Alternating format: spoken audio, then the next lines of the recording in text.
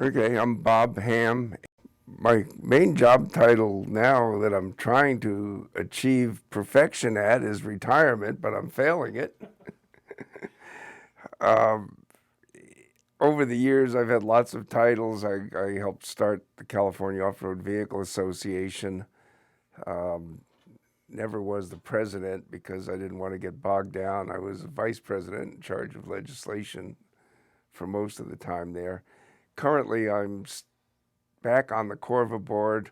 I'm also on the board of directors of the American Sand Association, and I'm on the board of directors of the Off-Road Motorcycle Off-Road Motorsports Hall of Fame, and I am a member of the Checkers Off-Road, which is the winningest team in off-road racing. My name is Ed Waldheim. I was born in San Francisco in 1938. I'm 80 years old. We lived in Mill Valley in San Rafael, and my folks moved to Argentina in 1969. And so I got out of San Rafael. Had I stayed there, I probably would have been part of the Sierra Club in that area. But we left and we went into agriculture business. In 1960, I came back to America, went to the Army for 3 years, and then I got to figure out what I was going to do to work. So I ended up in the janitorial business. And that's where I've been for 50 years. I've been in the janitorial business here. And now that's what pays all the bills here. And then we started getting into the off-roading. A sheriff from Riverside County sold me my first motorcycle, and I started racing. And a guy from the Yamaha, Jack Orndorff, said, "You got to learn how to race." I had cowboy boots and my shoes, and I was trying to race this with lights on and everything like that. So he took me to the desert, and he sold me one of those old Yamaha yellow monoshock 500 bike. And so we went racing. And so I raced for a long time, and when Nixon or Carter signed the California Desert Conservation Bill, that was in the late 70s, early 80s, I quit racing and I became an activist to protect our opportunities on public lands. Joe Rosado, where's Joe? I gotta say to you folks that Joe Rosado is part of the team that starts at the top with Governor Gray Davis. That man, with Mary Nichols from the Resources Agency, Rusty Arias from the Department of Parks and Recreation, and with Dave Whitedale, the Deputy Director of the OHV program, and Joe as a public relations information. Never in the history of the OHV program since we started in 1972 have we had a governor who has not screwed with us. He has supported us, he hasn't stolen from us, he has signed legislation for us. The man for an off-road vehicle is the best friend that we have ever had. And that's why you will see it in the newsletter that we're endorsing him for this election. Folks, lines on my face, yes, off-roading, that's my life, and that's what he has been doing very good for us. And so the message, Joe, we said it yesterday, that the governor, thank you on behalf of all of us for what the governor is doing for us in the state of California for the off-road vehicle activity.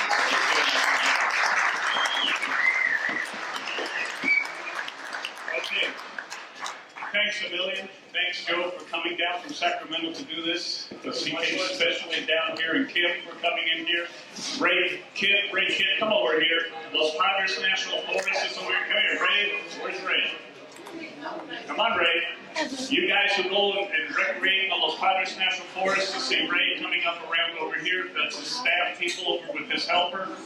He is the one who's maintaining the trails for you, and so we have a good loop period of thing around here. He's always looking for volunteers.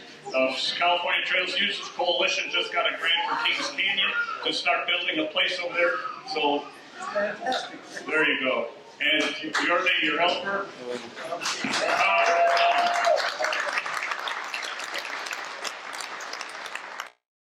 That was a big challenge to go through that plan. And today, we still are working on the same trails, 40 years later, still doing the same thing. So that got me going to activism to protect our right to ride and not to lose public lands. That's my passion.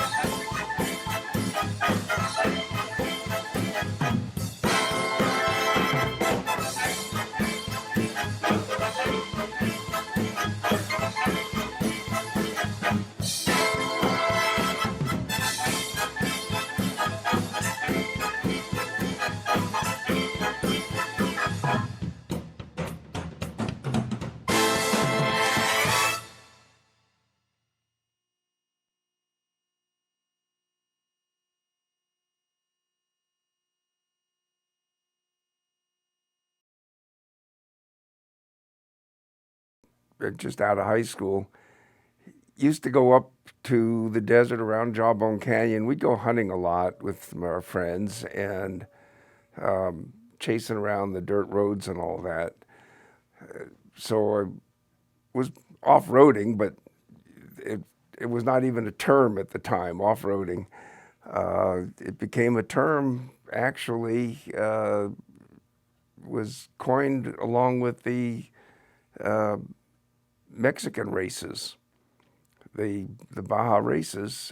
It became off-road racing because they were not just motorcyclists or buggyists or four-wheelers. We had four-wheeling, we had buggying, and we had motorcycling or biking, but we didn't have off-roading, and this race had all of them. So Mike Perlman, who is currently the son of the original promoter of NORA, of the Baja 1000 racing, Mike claims that he coined that word, and a few others from that era said they came up with off-roading, but I kind of think Mike's story makes sense. And anyhow, from that point, I got excited more with the race, started going to them after the 67, the first Baja 1000. And in 68, I bought a brand new Bronco, and now I had something that was a lot more capable than driving an old Corvair around the desert. So that pretty much got me started, and then I started hearing about some of these issues. A couple of things came along. One was, of course, the issues at Pismo Beach, and the other was some legislation that a guy named McGee, an assemblyman from the San Fernando Valley, was going to require all off-road vehicles to register and pay a fee. That was it, pay a fee. All that would do was make it easier for law enforcement to find you if they thought you were riding someplace where you shouldn't or doing something you shouldn't be. There was nothing to benefit the off-road program, or there was no off-road program. There was nothing to benefit the user other than paying another fee. That bill would have passed, except, well, Assemblyman McGee passed. It was one of those untimely deaths while he was in office, and along with him, the bill went away. And that's when we started really getting more serious. I ran into Russ Sanford from Moore, and we got together with Gino Chappie, who was an assemblyman from El Dorado County. And he was a ardent four-wheel drive guy. He had an old flat-fendered Jeep that he liked to go up the Rubicon and places like that. He was in the assembly, and he said, look, the days are over, guys. You're going to have a bill like McGee was trying to do.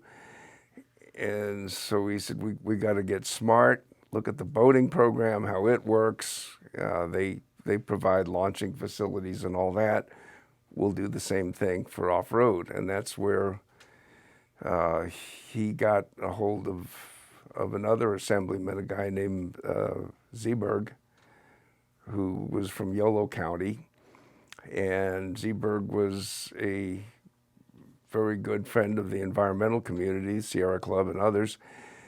And together, they came up with a bill that would do what the McGee bill did. First of all, it would register, so everybody could be identified if they were doing something they shouldn't be doing. But there was also, I think at the time, it was like $15. It was a 2-year green sticker, much the same as it is today. And it was $15 for 2 years, so might have been more than 15 because some of it went to DMV, but I thought it was, as I recall. A portion went to the DMV, portion to the CHP, and portion to the counties. Yes, the in-lieu was part of it, but the biggest chunk really went to state parks to start the off-highway vehicle program. Off-highway vehicle division of Sacramento and all our state parks. Family, it's nice to be here, especially do what I'm about to do. Judge State Parks in June of 2000, and there was a newly formed organization called Off-Highway Vehicle Stakeholders Roundtable. And it was my first, I was only with the division a month. And so I attended this meeting. When I first got there, I said, who should I meet? It's going to blast me, Ed. Anyway, I said, who makes this thing go? Who should I meet? When I left out, there was only one person, Ed Waldheim.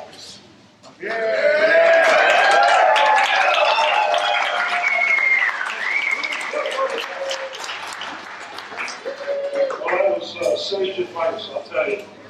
About a month later, I was at the OHV commission meeting, and there's Ed Waldheim stands up, and I really didn't know too much about him. All I knew was, Mr. Action Man. He's no talk, he gets it done. So Ed stands up and he says, Ed Waldheim, friends of Jawbone. Ed Waldheim, friends of El Morad. Ed Waldheim, president of Florida. So in my background, I was a reporter, so I think I was kind of cynical. I'm going, look at this guy. He's a lobbyist. He gets $1,500, $2,000 a month from Jawbone. He gets $1,000 a month from Cordoba. He gets, well, we know what a falsehood that is. I've never, when I found out the hours and what this man does, I've never met anybody like him in my life. And I really mean that. And unsolicited, over the months I've known Ed, what did I tell you? I said, you do a real service to your constituents. They should be real proud. So, with that, I want to read something that the Off-Highway Vehicle Commission passed some months ago. And Ed learned about it yesterday, and believe it or not, I think he was speech. But this is from your Off-Highway Vehicle Commission. Whereas Ed Waldheim attends more than 400 OHV-related meetings a year, speaking effectively as he represents off-roaders in the no-nonsense approach that has become his trademark, and whereas his well-known Waldo brands, writings on topics of his choosing, have won a place in off-highway vehicle history and a special place in the hearts of his recipients. And whereas Ed Waldheim, a member of the Off-Highway Motor Vehicle Recreation Commission from 1984 until 1990, is a familiar face found around the state capitol and wherever decision makers can be found. And whereas Ed Waldheim has served more than a decade as president of the California Off-Road Vehicle Association, a recognized leader in advocating multiple-use recreation for more than 3 decades. And whereas Cordoba formed a coalition to write and pass legislation in 1971 that resulted in the formation of the Off-Highway Motor Vehicle Recreation Division of California State Parks. Whereas Ed Waldheim worked tirelessly on behalf of the acquisition and development of the Hungry Valley State Vehicular Recreation Area, including Quail Canyon. Be it the action of this Off-Highway Motor Vehicle Recreation Division of California State Parks under this motion, that the Activity Center in Quail Canyon, located prominently in the Hungry Valley State Vehicular Recreation Area, be named the Edward H. Waldheim Activity Center in recognition and tribute to Ed's efforts on behalf of managed off-highway recreation.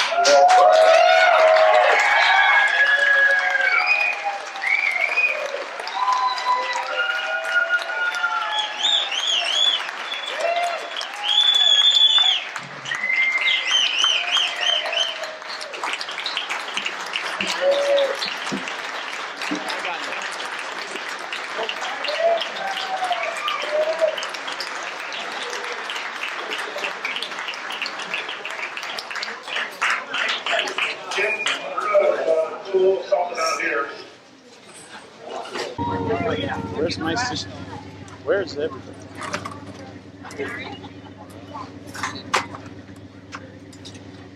Okay, I want a countdown. Okay. 7, 6, 5, 4, 3, 2, 1.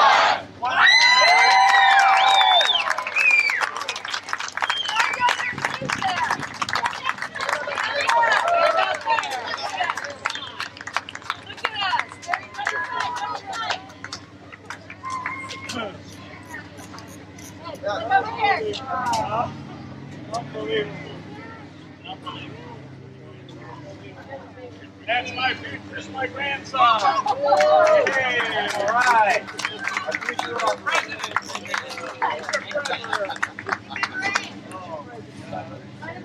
Okay, yeah, I need it. 3, 1, 2, 3.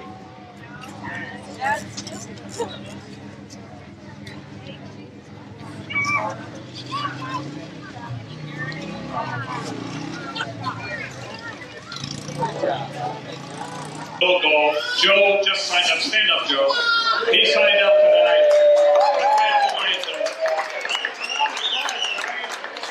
He wants to get the #1 plaque. He got the fastest time in the quad, and Scott got the fastest time on the fastest time on the bike, and Scott the fastest time on the quad.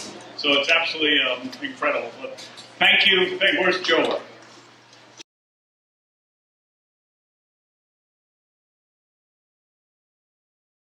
So going back a little bit, the actual competition events that the AMA sanctioned, what did they look like to you guys on the ground? They had big motorcycles. I'm not talking about his. His is a whole different world. Yes. The Motorsports Hall of Fame. They do most of the Baja races and so forth. They do some of these car races here up in Vegas, and they do some in Barstow. But it's very few because they make it so difficult for them to put races on. So that's why they have to go to Mexico. But the motorcycle races, and then later on, we started with the ATV. We call it CATVA, California All-Terrain Vehicle Association. Mike Bishop and I, we started that group. And CATVA was for a long time, AMA sanctioned that as an organization for us, but it didn't really take off. It didn't really take off. So the motorcycle things is... The question, what was the question? Well, what did those races look like? Oh, how many people? The races we had. It's not surprising when we would have about 1,000 to 1,200 people on a starting line. But they had competition. AMA was not the only one. The district is not the only one. We had DRA, Desert Racing Association. We have Jerry McNeil's. DRA went kaput. Then CRC, California Racing Association, they came up. Jerry McNeil came over. He took over DRA, and I raced on those religiously every weekend. I was racing on those, and I only raced one race with District 37, one race only. But District 37 is well known because of the Barstow de Vegas. Louis McKee is the one who created the Barstow de Vegas race, and we lost that. And it was a big fight because they went from Barstow all the way to Las Vegas. And there was so much environmental stuff that had to be done for these races. And the district we just couldn't keep up with it. I mean, we just couldn't keep up. There was a sand wash there, and we went through it, and it turned into powder, and that was a kiss of death. We lost it. And we went through different courts and so forth to try to resolve, because you could mitigate things. You could do it. But we weren't fast enough, we weren't quick enough, we weren't smart enough to figure out how to do that stuff, and we lost it. So I started with Jim Pelon. We started the dual sport events, and we mirrored now we call it the dual sport Barstow de Vegas. And we've 30 years we've been running that thing now. They're running it with a dual sport. The president of the dual sport division of District 37. District 37 has 3 divisions: road, dual sport, and competition. So the dual sport division still today runs the Barstow de Vegas, and it's very successful. They get 300, 400 riders every Thanksgiving Day weekend is when they do that. And every month they have dual sport rides, and that's a street legal motorcycle that goes off road. But the original Barstow de Vegas, or B2V as it was being called, it was really a hell of an event. It's started in the 60s and got bigger and bigger. I think it was San Gabriel Valley MC was That's correct. the It's San sponsor of Gabriel it. Valley. That's for you. They put that on until I believe it was about 73 or 74. Now we had the National Environmental Policy Act in place, and so somebody said to the BLM officials, well, these guys, you give them a permit, they've got to file an environmental impact statement. And that was an expensive piece of work, but they did it, and they were able to have the race, and then it was canceled with environmental concerns, using some of the data that was in the environmental impact statement. And that's when Louis McKee came in. Louis was nicknamed himself the Phantom Duck of the Desert. And Louis would read the rules very carefully. If you had more than 25 people, you had to file for a permit. But if it was 25 vehicles or less, you didn't require a permit. So Louis would write into Cycle News on the traditional day of the Barstow to Vegas, which was the weekend after Thanksgiving every year. He would say that, well, me and 24 of my friends are thinking about going out to the desert because we miss the Barstow to Vegas so much, and we're going to go from someplace around Barstow, maybe Harvard Road or something, and ride into Nevada, and we'll probably follow along a route like this. And so if you and up to 24 but no more of your friends happen to be out that weekend and care to join us and see each other on the way, we can't really talk till we get to Vegas, but we can wave at each other. And it was sort of got started that way. He would write letters every week, essentially putting it on. More and more people would show up. Then this is sort of got a permit. Up on their top picture, there's a picture with a helicopter and with Rob Razor up there. That was a start. We dropped the banner. In 1983, we got it back. But it only lasted 2 years, and after that, it was killed. And it came back. It became really such a lightning rod between the off-road community. It was the thing that was the really sticking point over this new BLM and the regulations that were coming in, and that's what was going on. That's where we got started, was what was going on in those days, and that was it. We went from an area where all of a sudden this agency that was almost out of business because it was the land office. They were in charge of getting rid of public land and disposing of it through homesteading and other things. And then they had their famous Organic Act and became an agency, and federal lands became protected. So now we had this BLM that was requiring EISs and so on. And so the conflict started. But the and BLM we had still has multiple use. Yeah. Oh, that was Still well. are into multiple use. Their Organic All Act. activities. That was part of the Organic Act. They had to have multiple use, and they just had to do balanced use and so on. Those were some of the prescriptions of it. Multiple use. Multiple uses for hikers, equestrians, motorcycles, bicycles. Everybody gets to choose the recreation, and Mining. and everything. That's Mineral correct. extraction. You're right. Yeah, That's- all those things, yeah. But anyhow, This is why when counties say this is a multiple use trail, they're lying. It's not multiple use. It's equestrian and non-motorized only. They do not include the motorized in their category of multiple use. And that just drives me crazy. Everybody, they just miss the boat. Multiple use is everything. It's not non-motorized. But getting back to that Barstow to Vegas story, because it is kind of funny how it got reinstated. It became such a well-known lightning rod that there was an election. Former Governor Reagan was now President Reagan, and he had a Secretary of Interior named James Watt, and Watt took a look at what was going on, and he had the BLM director at the time take a look at what was the reasoning behind closing this and going back over it. And so they did. They put some restrictions on the race. The famous mass start was a lot smaller of a mass start, and they were made to avoid certain areas, and there were probably more monitors than there were racers, and there was still an incredible amount of racers.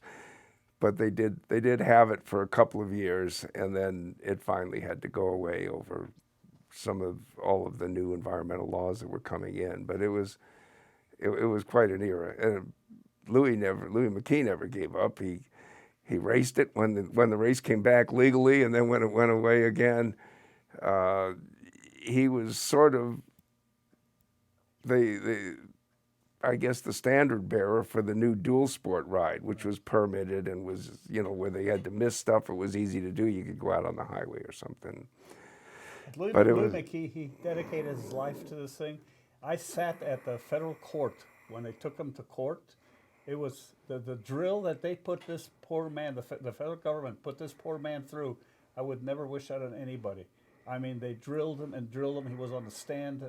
I went to all the court hearings in downtown Los Angeles, the federal court, where they tried to nail him. They were just trying to ruin him. And they did ruin him. The scariest thing was when they served him with the papers. If you've ever seen where, I guess every criminal complaint looks that way, but a federal criminal complaint, it's the only time I'd ever seen one. And it says, the people of the United States of America versus Louis A. McKee, a.k.a. the Phantom Duck of the Desert. The people of the United States, holy crap. It's scary. So that was a beginning. That was a beginning of us having to realize that you couldn't go any place you wanted anymore. Because we used to fight. Leave the land open. If you want to close something, close it. But leave it open, let me ride wherever I want. But that has been changed now. The paradigm has changed that everything is closed unless you're authorized to ride it on that trail. So that's how that has been evolved, and it started with the Barcelona Vegas, and that is where the OHV program came into the picture, where we have to start realizing that you have to ride in designated areas, responsible areas. And we're skipping a little bit forward here right now, because right now we have a bill in Congress that Feinstein has introduced and Congressman Cook has introduced to create five OHV open areas for us in the desert. That is something, Paul, we should have done 40 years ago, but we were falling asleep. We depended on the management plans of the Bureau of Land Management. Little did we realize, and even Jerry Hillier admits that, we were not advised, go to the legislation, get a congressional designation OHV area. We would have never lost Johnson Valley. We would have never lost to China Lake. We would have never lost all the stuff we lost. But 40 years ago, we didn't know any better. And that's one of the, I kind of blame myself on that thing, and it kind of hurts because we were working so hard to get the trails, but we didn't have the right tools and didn't have the right information to what did we need to do. Even Jerry Hilliard, the manager of the California Desert, he didn't realize that. Today he says, I didn't realize that's what we had to do. We relied only on the management plans, which I quit racing, to work on the management plans. Little did I know, I missed that one step. Well, we talked about it, but we did it is kind of an absurd statement. If you're going to lock up some land permanently by congressional designation as wilderness, then why don't you lock some up for OHV? Ha, ha, ha. Well, I mean, that was ridiculous. And here we are now. It's going to happen. The bill has passed the Senate, and Congressman Cook is talking about it getting set for a vote sometime this spring. So keep the fingers crossed. education that we as a community, we as users, has changed dramatically since 40 years, 50 years ago. We've become smarter. And I got to give big credit to Marge Sutton, Commissioner. She taught us everything we needed to learn about environmental stuff. She was incredible. She was a Sierra Club. and she taught us at the commission how we need to work. Do you remember? Do you remember March Sutton? Flew in a helicopter with her, Yeah, remember? she was incredible, and she actually put she put us on the map to start walking down the right path for the OH3 program. I think March Sutton, I'll always give her credit for that. Yeah, she had an interesting background. When she came to us, Speaker Brown appointed her, and she was working on something called the Heal the Bay Coalition, and she learned to fight a lot of the interests, industrial interests and shipping interests around San Francisco Bay. Yeah. So, you know, she was her own, she was her own David Right versus above, government. where the cup is. Yeah. That's March Sutton right there. Yeah.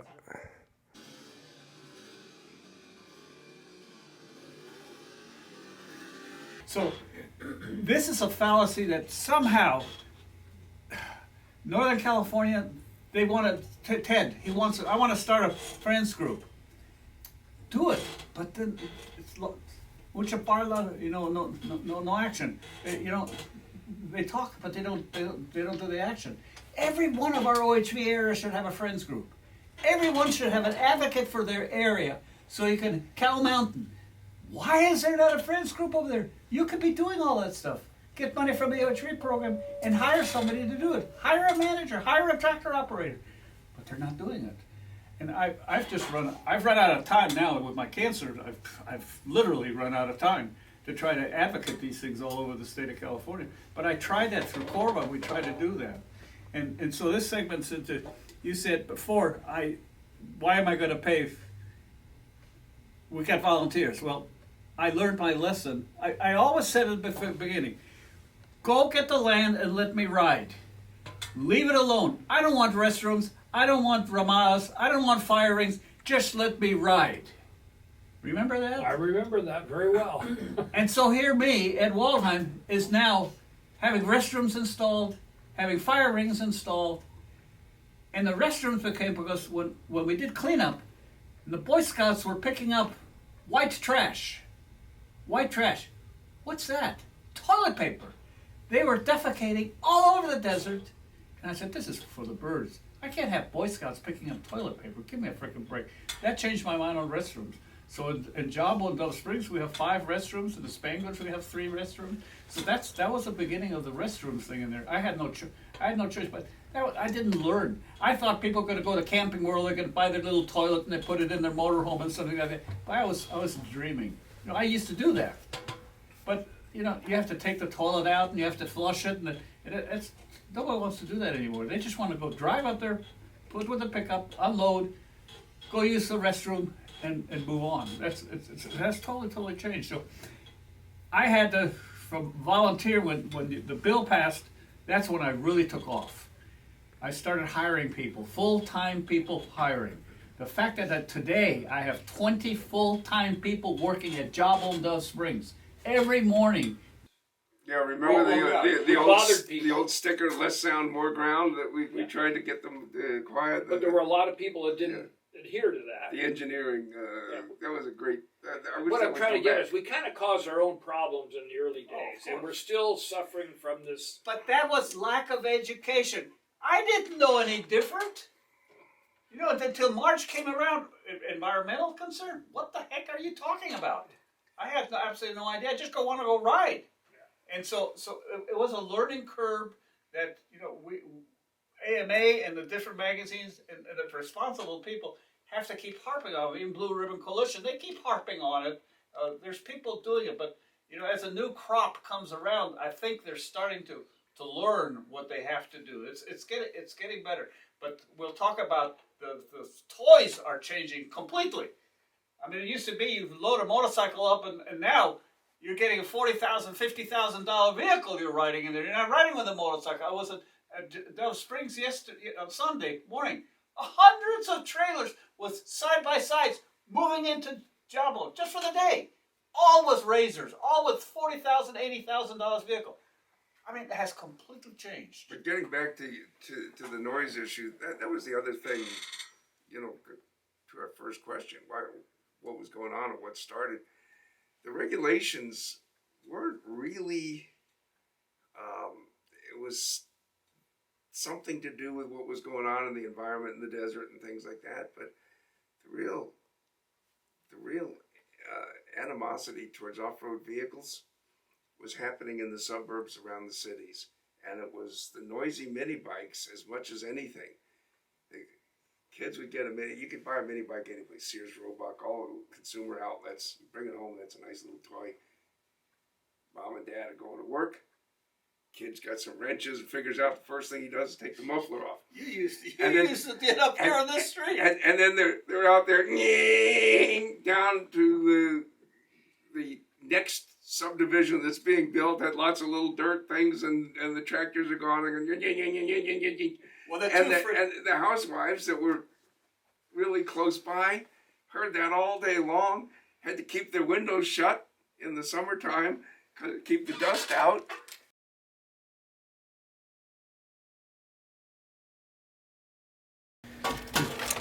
Here's where the originals were: Bob Ham, Russ Sanford, Deputy Director, Louis McKay, Assemblyman.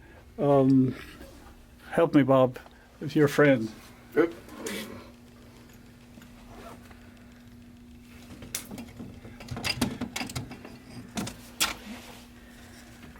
Oh, that's Bob Hayes. Bob Hayes and Jim Livermore. So those are this is the guy's legislator. He's a commissioner. I was a commissioner. Bob Ham was a lobbyist. He was a deputy director, and Louis McKay was the one who ran the Barstow de Vegas. Up at this top here is George Dugmagian. He just passed away. Bob Ham and Pat Nolan. He was an assemblyman. Jim Livermore and myself in a commission meeting. I think I was in someplace. Anyways, a commission meeting. We have over there Mike Bishop, Jim Livermore, myself. Up here, there's just Gene Chappie. Up there in the snowmobilers. That's our tours where we did the snowmobile tours, commission tours. This one here is a Washington D.C. The AMA. He's still today. He is the president of. He retired. Rob Razor. He has passed away. He has passed away from District 37. This one was a joint commission meeting between the Parks and Recreation Commission, the Historical Society Commission, and the Boat and Waterway Commission that we met in, what's the date? Do we have a date on there? No, it doesn't say that. And then this Marge Sutton we talked about here, and Mike Bishop. Marge Sutton, she was a Sierra Club member, and she was incredible. Snow Park up here in Northern California, we opened up the snow parks thing. This is Jim Livermore. When he passed away, we named the building in El Mirage after him in honor of him, of Jim Livermore. In Jawbone, we put it in the name of Mark Anderson, also commissioner who passed away. It's a very a stressful job. California Trail Users Coalition, we get awards from the national associations. And all these different awards. There's a Barstow de Vegas start when we got it back in '83.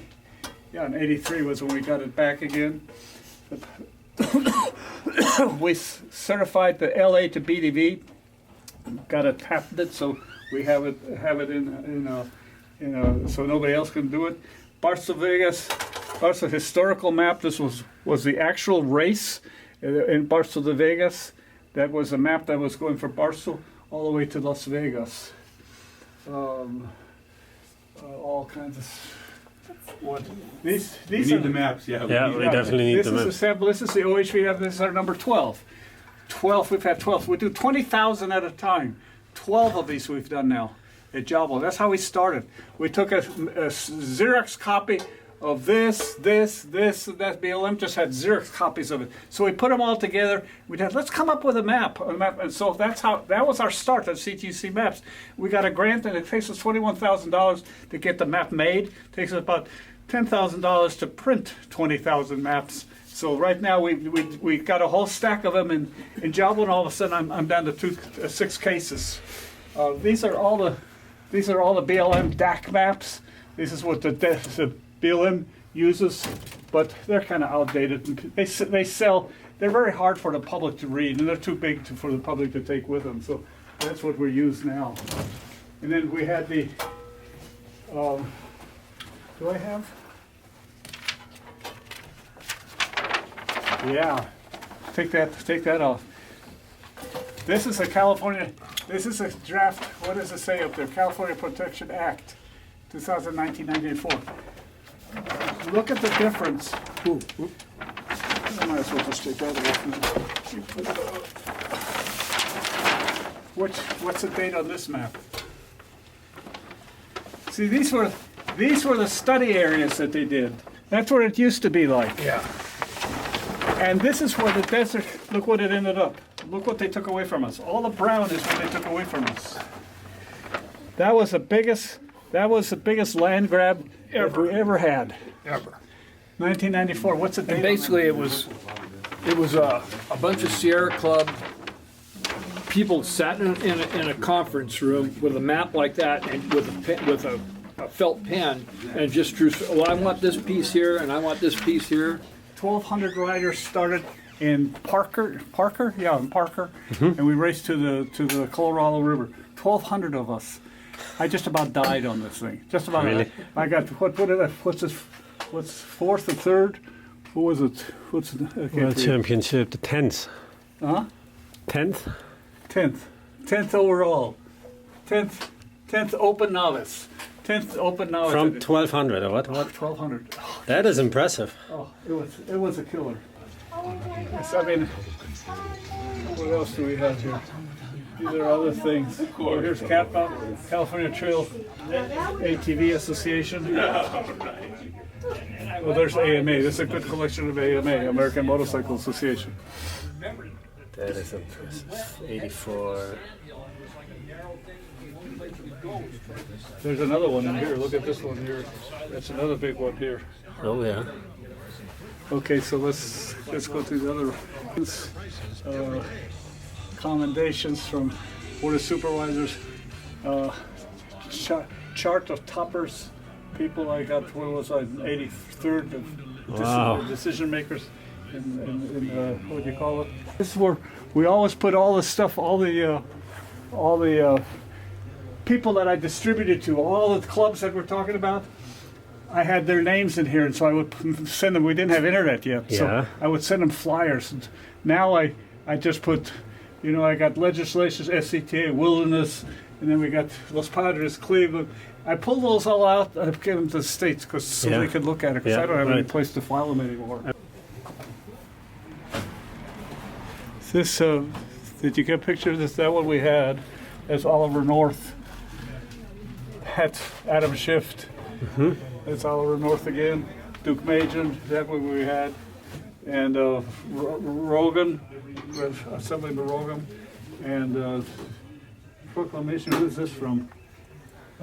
Congress, United States, Representative Ed Waldheim for recognition, dedicated service to continue in our community. So Wow. had all these awards. What's this one for? Oh, now as the city president, Duke Majan, never off Harvard Regular Commission. What was that? What date? 84. That's from Duke Majan. That is I was impressive. on the commission 10 years. This is Brand Boulevard in Glendale in the 40s. Incredible, huh? It's amazing. It is. This is where I said I was in the janitorial business, so I always fixed all the machines. Yeah. That's the Parker race. That's the one that I got that plaque on. That's the type of terrain there was. Wow. And I mean the type of bikes back in the days, right? Killer. Anyway, this is my mom. Is that the picture? She paid. My mom, when she passed away at 85. Your mom, 95. she was riding? No, she painted that. She for me. painted that. Yeah, she painted that for me. She painted for me. So when did your parents move here? 1914. 14, wow. That was our racing team. Clean sweep racing team. We had 75 people, and these are the guys who went to Hungry Valley to make the decision on where we were going to run the next. I mean, it's next incredible. thing. Is that your mom? That's my mom. That's my mom. Then here, this is where family comes in. These are the on tours we did. These on tours.